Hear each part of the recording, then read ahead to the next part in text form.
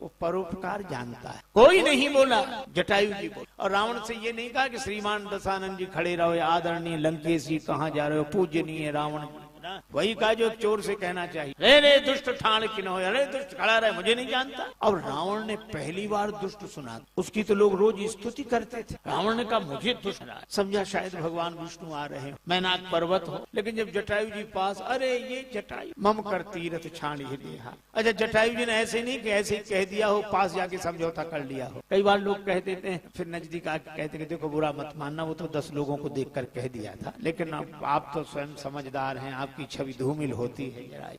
जटायु जी ने वही कहा जो कहना चाहिए, और जटायु जी ने वही किया जो कर देना चाहिए। अब जटायु जी के पास तो कोई शस्त्र भी नहीं, लेकिन मुझे लगता है कि रावण के पास साधन है और जटायु जी के पास धर्म की साधना है। कैसे सन्मुख हुए जटायु जबकि शत्रु सबल था, क्योंकि आत्मबल गृद्धराज के जीवन में भी प्रबल था। ये मनोबल था, आत्मबल था। कितना बढ़िया शस्त्र, धनुष हो तो बाण चढ़ाना पड़े, तलवार हो तो कृपम्यान में से निकाल, चोंच तो हमेशा तैयार, शुरू चोंचन मारी बिदारिस दे। और रावण कहाँ कहाँ बचावे, एक ही क्षण के लिए सही, लेकिन रावण पराजित हुआ, जटायु जी विजयी। दंड एक भई मूर्छा ते ही, प्रकृति के प्राणियों की त्यागियों से प्रीत होती है, और जिनका चरित्र है उज्जवल उन्हीं की जीत होती है। रावण मूर्छित हो गया, जटायु जी ने धरिकच विरत कीन मही गिरा, सीत ही राख गीध पुनि फिरा।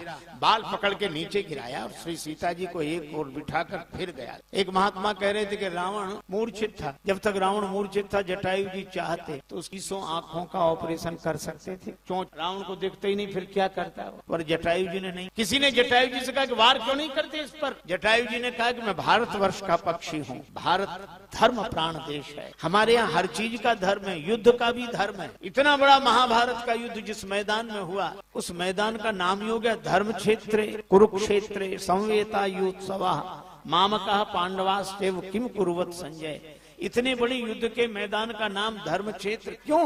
शायद इसलिए कि तब युद्ध में धर्म का ध्यान रखा जाता था। समय से शुरू होता था, समय पर बंद होता था, और युद्ध बंद हो जाने के बाद दोनों दलों के लोग एक दूसरे के पास आपस में आ जा सकते थे। यह हमारे यहाँ की परंपरा थी। अपने से बड़ों से युद्ध करना पड़े तो हम अर्जुन भी बाण छोड़कर पहले धरती में पितामह भीष्म को प्रणाम करते थे, उसके बाद बाण वर्षा हो। ये धर्म था। अब जमाना बदल गया है, पहले युद्ध में धर्म था, अब धर्म में युद्ध आ गया है। पहले हम युद्ध में धर्म का ध्यान रखते थे, आजकल हम धर्म में युद्ध का ध्यान रखते हैं। अद्भुत। जटायु जी ने कहा कि मैं वार नहीं करूंगा, मैं भारतवर्ष का पक्षी हूँ, और हमारे यहाँ कहा गया है कि मूर्छित पर, युद्ध छोड़कर भागे हुए पर या शरणापन्न हो जाने पर शत्रु पर वार नहीं करना चाहिए। मैं नहीं वार करूंगा। अरे वार नहीं करोगे तो अजीब आदमी हो, मर जाओगे, रावण की मूर्छा दूर हुई तो तुम्हें मार डालेगा। जटायु जी ने कहा अधर्म पूर्वक जीने की अपेक्षा धर्म पूर्वक मर जाना अच्छा है, हम मरेंगे। धर्म और सचमुच रावण की मूर्छा,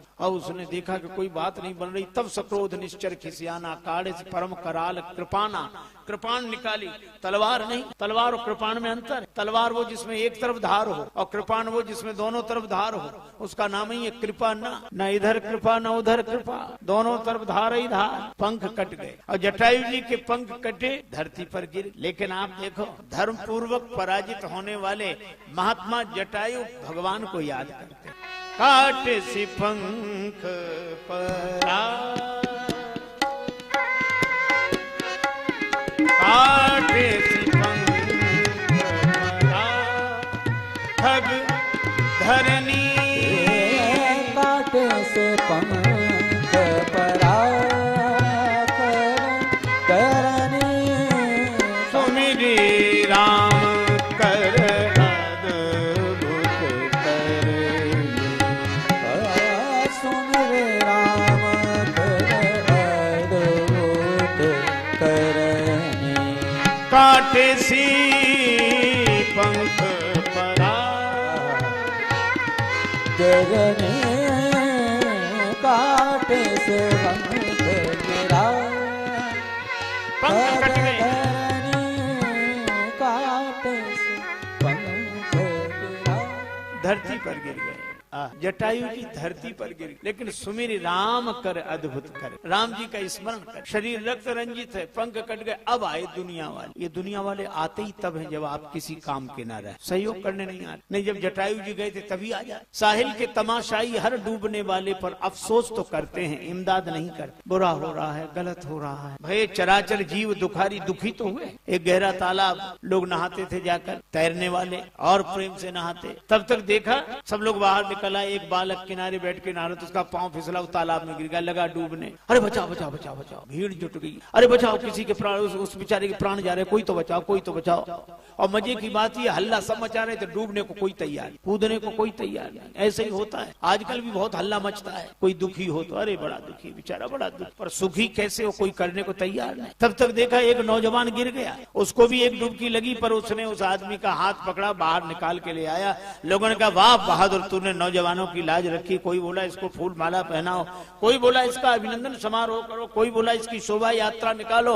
वो आदमी बोला ये सब बाद में करना, हमें ये बताओ पहले पीछे से धक्का किसने मारा था। वो भी धक्का लगने पे गया। हम लोग बिना धक्का के, ऐसी पुरानी गाड़ी हो गए कि बिना धक्का के हम स्टार्ट नहीं होते। हमारे पास थी पुरानी एम्बेसडर, चलते चलते बंद हो जाए तो ड्राइवर कहता है महाराज उतरना पड़ेगा। हमने कहा क्यों? बोले बंद हो गई, धक्का लगेगा। वो धक्का लगाते स्टार्ट हो जाती। एक बार वो फिर बंद हुई तो हमने कहा कोई बात नहीं, उतर के हम लोग धक्का लगाते। बोले अब नहीं होगी स्टार्ट। कहा क्यों? बोले बैटरी में जान हो तो धक्का से स्टार्ट हो जाए, तो हमारी बुद्धि रूपी बैटरी में जान हो तो धक्का से भी हम स्टार्ट हो जाएं। जटायु जी के पास लोग आए और लोगों ने कहा जटायु जी क्या आप नहीं जानते थे कि रावण से उलझने का यही फल होगा? जटायु जी बोले जानता था। तो लोग बोले जब जानते थे तो क्यों मरने गए थे, क्या करते? चुपचाप बैठते जैसे हम लोग बैठे। जटायु जी ने कहा मैंने देखा कि जिस देश में धर्म की दुहाई दी जाती है, जिस देश में धर्म के मर्म के लोग बैठे हों, धर्म के जानकार बैठे हों, धर्म के ज्ञाता बैठे हों, उस देश में एक देवी का हरण होता रहे और सारे धर्म के ज्ञाता चुपचाप बैठे रहे। अगर आज इस देश की ये दशा है तो आगे क्या होगा? इसलिए मैं नमूना बनकर सामने आ गया। कम से कम किसी एक ने तो धर्म का पालन किया। तो बोले धर्म का पालन करने से क्या फायदा, क्या मर रहे हो? जटायु जी ने कहा कि मरना तो है ही, लेकिन उस दिए से पूछो जो रात भर जलता रहा, सवेरे बुझ रहा था। किसी ने कहा दिए तुम्हें दुख नहीं होता, तुम रात भर जलते रहे, सवेरे बुझ रहे हो। दिए ने कहा चाह स्नेही स्नेह की नहीं, स्नेह में जी को जला चुका हूँ, बुझने की मुझे परवाह नहीं, पथ सैकड़ों को दिखला चुका हूँ, अनेकों को मार्ग मिल गया।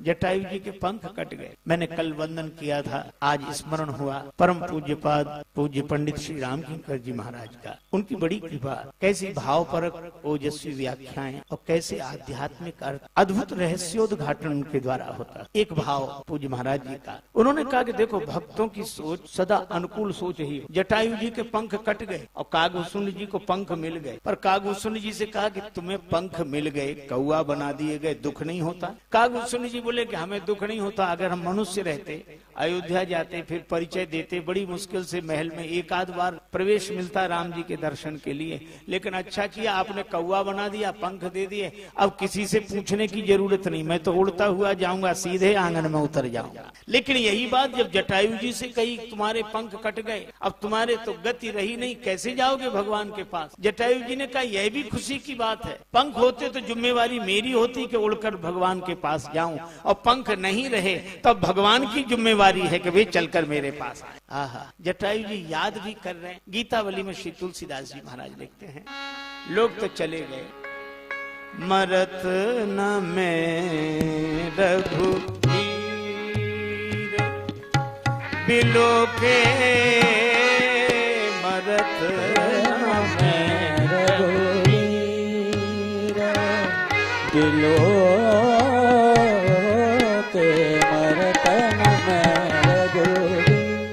तापस वेश बनाए,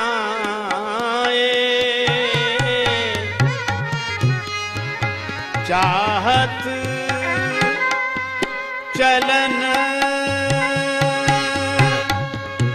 प्राण पामर बिनु, सिय सुधि प्रभु ही सुना, चलत न में रघुवीर।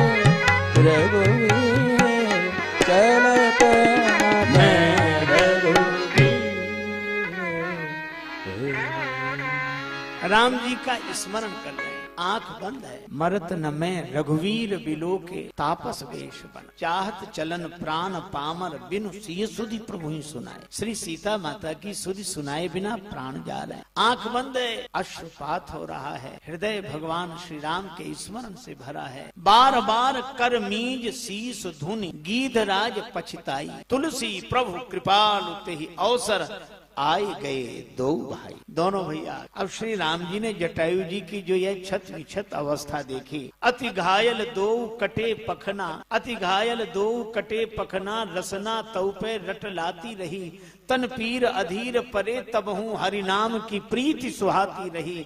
रघुनाथ दशा लख के तेहि की उमगे बिनु छाती रही, गति गीध की देख दया निधि को, सुधि सीय के शोध की जाती रही। भगवान ने देखा, भूल गए श्री सीता जी को खोज। ये जटायु, ये रक्त रंजित शरीर। लक्ष्मण, मैं श्री प्रिया जी के विरह में अत्यंत व्यथित हूँ, पर तुम्हें विवेक है, कोई जंगली जड़ी बूटी जानते हो तो ले आओ, जिसका प्रयोग करें तो इनके शरीर का बहता हुआ रक्त रुक जाए। लक्ष्मण जी ने कहा कि प्रभु औषधि तो आपके ही पास है। मेरे पास? हाँ। कौन सी औषधि? का शीतल सुखद छाह जेहि कर की, मेटत पाप ताप माया। आपके कर कमल की छाया पाप ताप माया तीनों को मिटा देती है, उसी का प्रयोग। भगवान ने कहा ये ठीक। कर सरोज सिर पर सेउ, कृपा सिंधु रघु। भगवान श्री राघवेंद्र ने जटायु जी के माथे पर हाथ रखा। एक संत का भाव है, जटायु जी को लगा कोई परिचित आ गया, संसारी आ। हम आंख खोलें, ये हमें देख के रोएगा, हम इसे देख कर, और रोते रोते मर गए तो रोने के लिए फिर पैदा हो। आंख बंद किए ही रहे। जटायु जी बोले,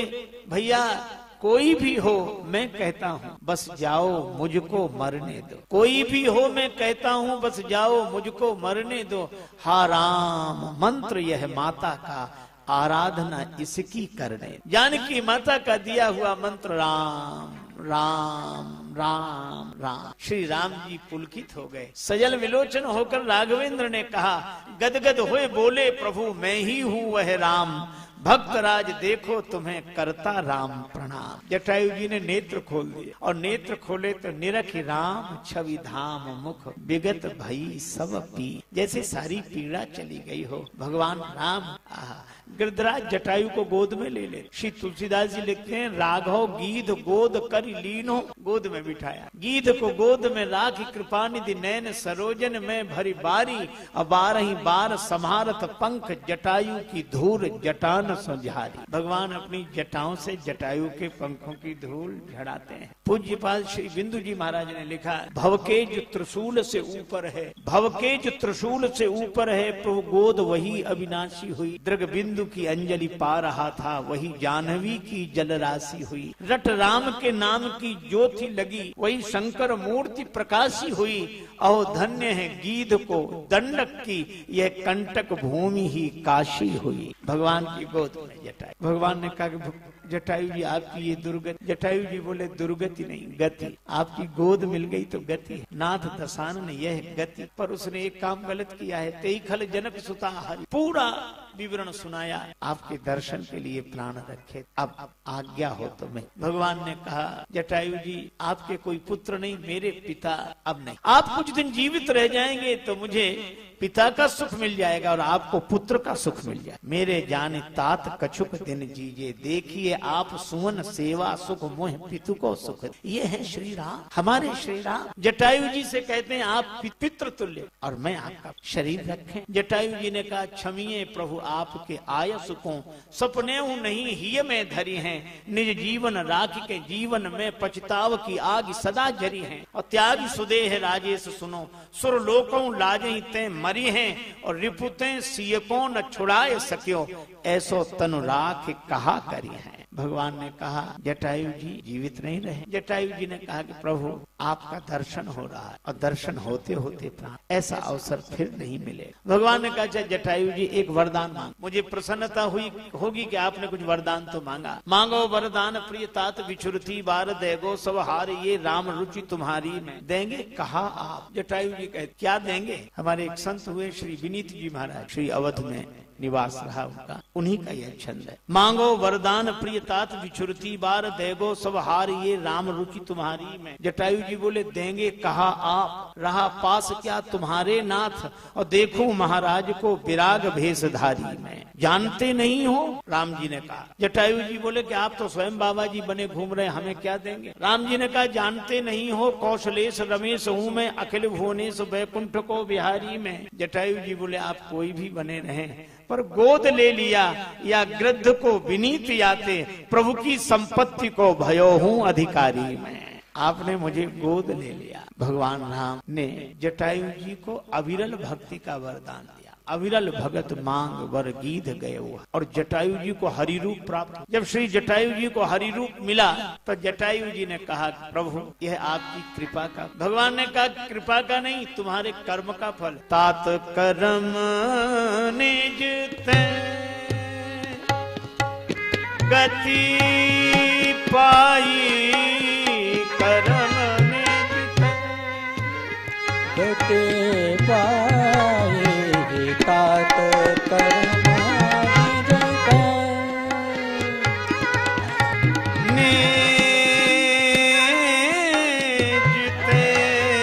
गति पाई, कर्म गति पाई, कर्म गति पाए, तात कर्म तुम्हारे कर्म का फल है।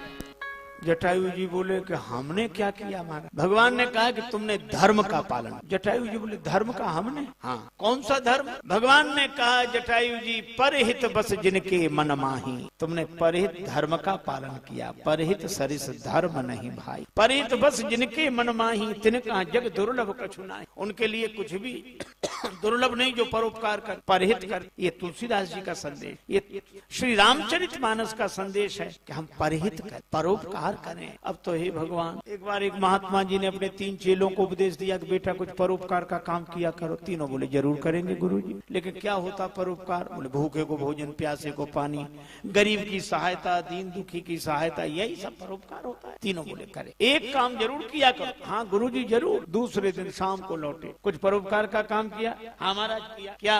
बोले एक बुढ़िया सड़क पार नहीं कर पा रही, हमने उसका हाथ पकड़ा, उस बुढ़िया को सड़क पार। ठीक, बहुत अच्छा, आशीर्वाद करना चाहिए ऐसे। अब दूसरे से पूछा तुमने। दूसरा चेला बोला गुरुजी हमने भी उसी बुढ़िया को सड़क पार करा। तो ये 2 की जरूरत क्यों पड़ी। शायद सामान रहा होगा। लेकिन आश्चर्य तो तब हुआ जब तीसरे चेले से पूछा तुमने। तीसरा चेला बोला गुरुजी हमने भी उसी बुढ़िया को सड़क पार कराई। अब गुरुजी के आश्चर्य का ठिकाना नहीं रहा कि 3 की जरूरत क्यों पड़ी। एक बुढ़िया को सड़क पार कराने में 3 की जरूरत क्यों पड़ी। 3 की जरूरत क्यों पड़ी। तो तीनों बोले गुरुजी दरअसल बात ये थी कि बुढ़िया को सड़क पार करना ही नहीं। तो तुमने सड़क पार क्यों कराई। बोले हमें परोपकार करना। तो हमने बुढ़िया से कहा चल तुझे सड़क पार कराएं। वो बोली हमें नहीं जाना। बोले तुझे नहीं जाना पर हमें तो परोपकार करना है। तो उसने जिद की तो दोनों हाथ पकड़ लिए और खींच कर ले जाओ। तो वो गालियां देने लगी तो तीसरे ने हाथ पकड़ा। तीनों ने मिलकर परोपकार कर दिया। गुरुजी बोले मूर्खो वो गाली देती रही तो भी तुम्हें समझ में नहीं आया। बोले गुरुजी आप ही तो कहते थे कि अच्छे काम में गाली भी मिले तो परवाह नहीं करना चाहिए, कर देना चाहिए। अब बोलो ये परोपकार है। ये बहुत बार तुम धर्म के नाम पर धर्म करते रहते और धर्म के नाम पर हम जो धर्म करते हैं उसका धर्म से कोई संबंध नहीं होता और हम अपने को धर्मात्मा मानते रहते। देखो भगवान इसी धर्म पर प्रसन्न होता। भगवान रिझेला रिझावेला कवन गुण से, भगवान रिझेला रिझावेला कवन गुण से, रघुवर रिझेला रिझावेला कवन गुण से, भगवान रिझेला रिझावेला कवन गुण से, कवन गुण से, कवन गुण से ओ कवन गुण से, ओ कवन गुण से, भगवन रिझेला रिझावेला कवन। ओ भगवन रिझेला रिझावेला कवन गुण से, रिझेला रिझावेला कवन गुण से। कवन गुण से हो, कवन गुण से, कवन गुण से, कवन गुण से, भगवन रिझेला रिझावेला कवन गुण से। ओ भगवन रिझेला रिझावेला कवन गुण से। भोजपुरी बोली का यह भजन भगवान के स्वरूप को कौन समझ सकता है? इस असमर्थता का द्योतक। तुलसी धरेंगे नाम अपनी धरनी, आज तलक नहीं समझल कोई, रघुवर तोहरा नीति। आज तक नहीं समझल कोई, रघुवर तोहरा नीति। किकरा से तू बैर करेला, किकरा से तू बैर करेला, किकरा से तू प्रीति। किकरा से तू बैर करेला, किकरा से तू प्रीति। आपन किकरा के, आपन किकरा के बनावेला कवन गुण से। आपन किकरा के बनावेला कवन गुण से। कवन गुण से हो, कवन गुण से, कवन गुण से हो, कवन गुण से। रघुवर रिझेला रिझावेला कवन गुण से। रघुवर रिझेला रिझावेला कवन गुण से। रघुवर रिझेला रिझावेला कवन गुण से।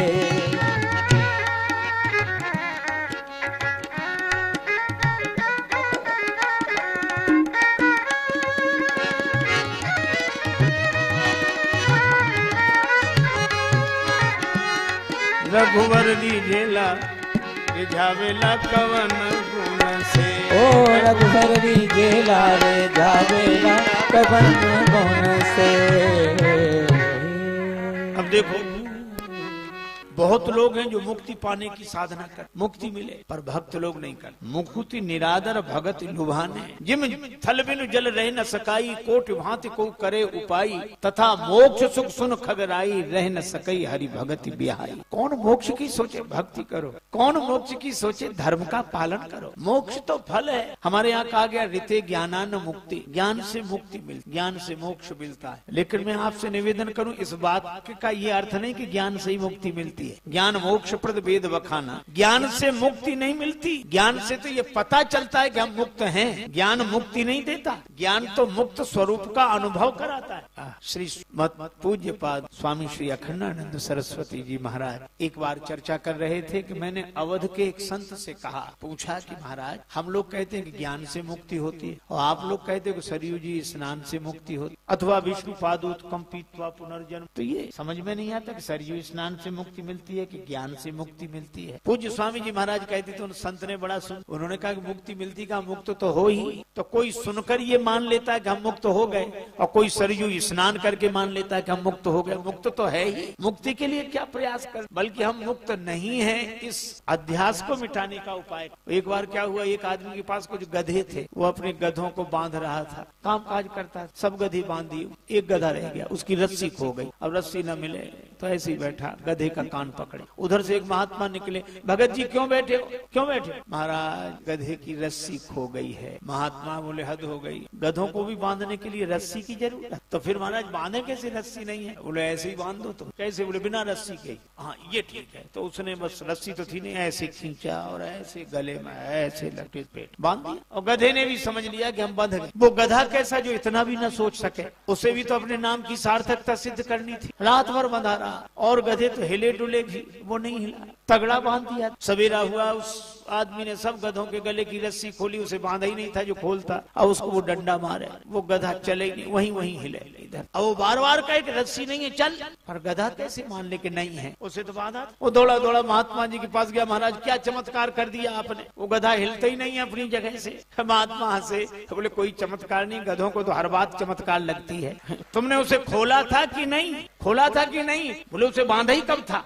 बोले जैसे बांधा था वैसे ही खोल दे। और वो आया सो उसने ऐसे ऐसे करके जो खोल दिया, गधा समझ गया कि मुक्त हो गए। ये हम लोगों का गधापन है, हमने मान लिया कि हम बंधन में हैं और हमने मान लिया कि हम मुक्त हो गए। अरे हम मुक्त हो नहीं गए, हम तो मुक्त थे ही। और जो सहज प्राप्त है उस मुक्ति के लिए क्या प्रयास करना? हम लोग धर्म का पालन करें, भक्ति का आचरण करें, सेवा का आचरण करें, मानवता का आचरण करें। भगवान राम यही कहते हैं, परहित बस जिनके मन माही, तिन कह जग दुर्लभ कछु नाहि। जो परोपकार का पालन करते हैं उनके लिए कुछ भी दुर्लभ नहीं है। गीध देह तज धरि हरि रूपा, भूषण बहु पट पीत अनुपा।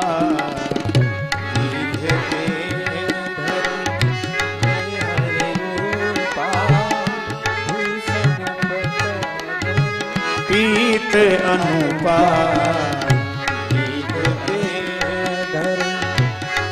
हरे रूपा, भूषण पट गयो अनुपा। भूषण बहु पट पीत अनुपा, भूषण बहु पट पीत अनुपा। ते की क्रिया यथोचित निज कर कीन्ही राम। और उस क्रिया के बाद धूम्रयान सा उठता दिखाई दिया। भगवान उस धूम्रयान को देखकर कहते हैं, जाओ जाओ हे भक्त राज, जाओगे मेरे धाम को तुम।